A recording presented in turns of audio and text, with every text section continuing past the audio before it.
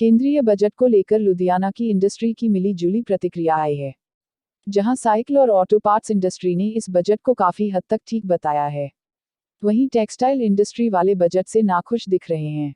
Chamber of industrial and commercial undertaking के प्रधान उपकार सिंह आहूजा और दूसरे कारोबारी रविंदर सैनी ने केंद्रीय बजट पर काफी हद तक सहमति प्रकट करते हुए कहा है कि इनमें उनकी संस्था सहित अलग अलग संगठनों की ओर से दिए गए प्रस्तावों का असर दिख रहा है। सरकार ने स्टील पर इंपोर्ट ड्यूटी घटाकर लगातार बढ़ते दामों से परेशान इंडस्ट्री को कुछ राहत दी है। कुल मिलाकर बजट इंडस्ट्री को राहत प्रदान करने वाला है। वहीं दूसरी तरफ टेक्सटाइल इंडस्ट्री ने बजट पर निराशा जाहिर की है। मनदीप सिंह सूरी के मुताबिक सरकार ने कॉटन पर 10% ड्यूटी में इजाफा कर दिया है, जिससे पहले से महंगे कॉटन के भाव में और ज्यादा बढ़ोतरी होगी। ये जो चैंबर ने डिमांड कीतियां कई साड़ियां मंगां मनियां गईयां और असी इस बजट नूं मैं समझदा भी 100 चों 60 के करीब नंबर दिंदे आ, क्योंकि एक चैंबर की बहुत वड्डी डिमांड सी भी जिहड़ी MSME है ਉਹਦਾ बजट सिर्फ 7400 करोड़ सी ਤੇ सरकार ਨੂੰ ਅਸੀਂ डिमांड ਕੀਤੀ ਸੀ ਵੀ ਇਹਨੂੰ ਵਧਾ ਕੇ 3 ਗੁਣਾ ਕੀਤਾ ਜਾਏ। सरकार ने 3 गुणा ਤਾਂ ਨਹੀਂ ਕੀਤਾ, ਜਿਹਨੂੰ 15000 ਕਰੋੜ MSME ਦਾ ਬਜਟ ਕਰ ਦਿੱਤਾ।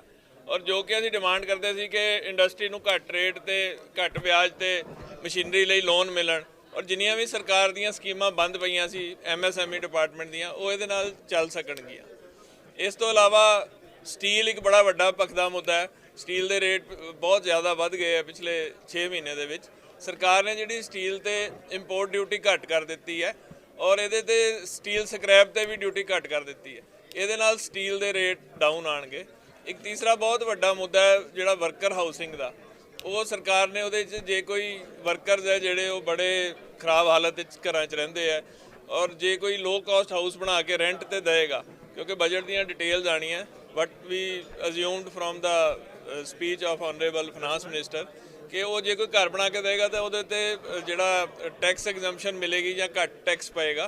ये जी एक तो झुग्गियां झोंपड़ियां खत्म होणगियां, एक जोड़े साडे वर्करस है उन्होंने लिविंग कंडीशन इंप्रूव होणगियां और ये प्रोडक्टिविटी बढ़ेगी। Myself Ravinder Saini from Sanitech Engineers. I am also Vice President of CISU. Today budget is very excellent for farmer, for industry and for citizen. Government has given a lot of facility to farmers and industry. Steel आपने देखा है कि steel और raw material पे जो duty घटाई है उससे इंडस्ट्री में काफ़ी बूस्ट आएगा और किसानों के लिए भी काफ़ी इसमें फैसिलिटी दी है गवर्नमेंट ने। और सिटीजनशिप के लिए जो इनकम टैक्स नील किया है एक बहुत बड़ी उपलब्धि है। We can say today budget is very excellent for all direction. Thank you very much. उद्योगपति जो है इससे संतुष्ट है? या उद्योगपति बहुत खुश है क्योंकि अभी स्टील का जो रेट आपने देखा है 30-40% जो ग्रोथ इंडस्ट्री के लिए जो स्टील रॉ मटेरियल में हुई थी वो अभी डाउन हो जाएगी, तो ये इंडस्ट्री के लिए बहुत ही अच्छी बात है। इत्थे टैक्सटाइल इंडस्ट्री वास्ते तो इन्ना वधिया नहीं है जी बजट। ये कॉटन ते अभी 10% ड्यूटी लगाती इन्होंने, तो उसते हुण अगे ही रेट्स ज़्यादा वधे होए ने जान ते बहुत तेज़ होए पे 20% 15-20% जान रेट्स वधे होए तो ये हुण 10% कस्टम ड्यूटी लगाने नाल होर फर्क पै जाएगा। टैक्सटाइल हुजरी इंडस्ट्री नूं फर्क पेगा जी। लुधियाना मोस्टली स्टील और हुजरी नाल ही जानी जाती है, तो टैक्सटाइल इंडस्ट्री हुजरी इंडस्ट्री नूं फर्क पेगा। हालांकि जान दे इन्होंने नायलन शायलन में थोड़ा घटाए और कॉटन दे वधाते हैं और कॉटन बेसिक इंडस्ट्री 60% कॉटन ही यूज़ होती है हर जिन्हें भी कपड़ा बनता है इत्थे। 10% वधाया जी, 10-15% रेट्स वधणगे इहदे नाल यान दे वधणगे, क्लॉथ कपड़े दे वधणगे और हुणे ही अनाउंस हो गया सारे पासे कपड़े दे रेट्स वध गए।